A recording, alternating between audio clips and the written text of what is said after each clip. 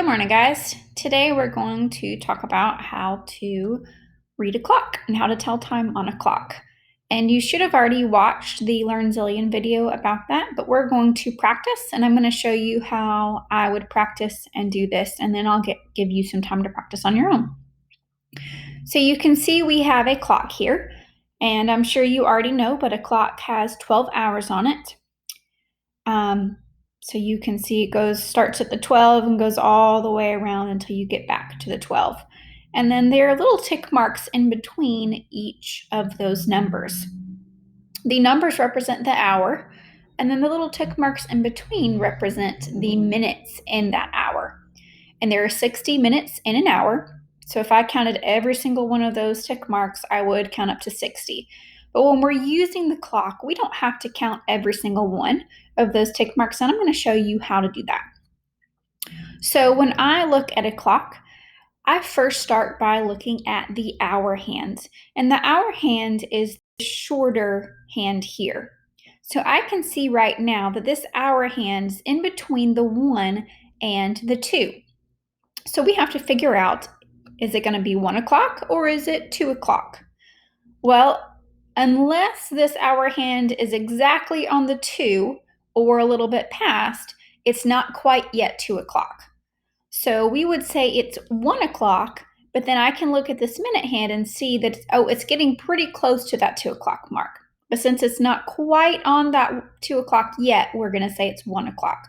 So I'm going to go ahead and put 1 o'clock in this little text box. There we go. And now I'm going to look at the minutes. Now I could count every single little tick mark until I get all the way over here, but what I can do is I can use my knowledge of my 5 facts to solve this. So I can count, and I see that in between each of these numbers, the big numbers, I'm going to count and see how many tick marks are there. So starting at the 12, I have 1, 2, 3, 4, 5. That means there are 5 minutes in between each of those numbers. So you can see I have used these green arrows to represent the hops, or the 5 minutes in between each of those arrows. So what I'm going to do is, instead of counting every single little tick mark, I'm just going to count by 5s. And I'm going to drag down here. You see we've got our 5s. I'm going to drag them until I get to this last one. So here we go. Try this 5 here. So 5, 10, 15, 20,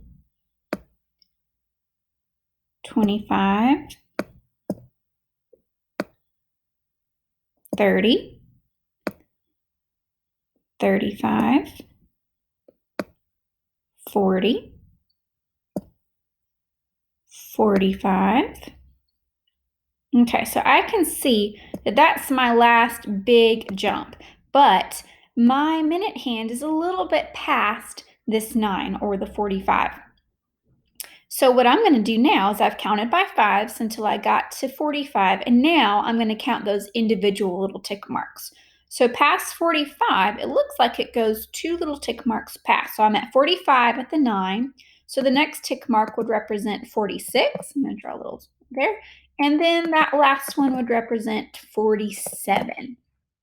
So I can see that this time represents 1:47.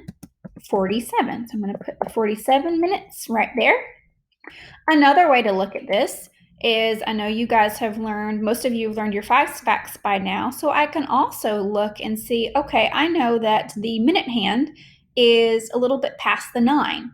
That means I'm going to have to count by 5 9 times, or I can think of it as 5 times 9, which, as we know, is 45, and then just add the 2 more minutes for those last 2 tick marks. So 45 plus 2 would be 47.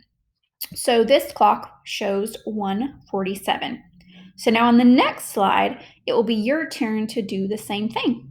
So good luck.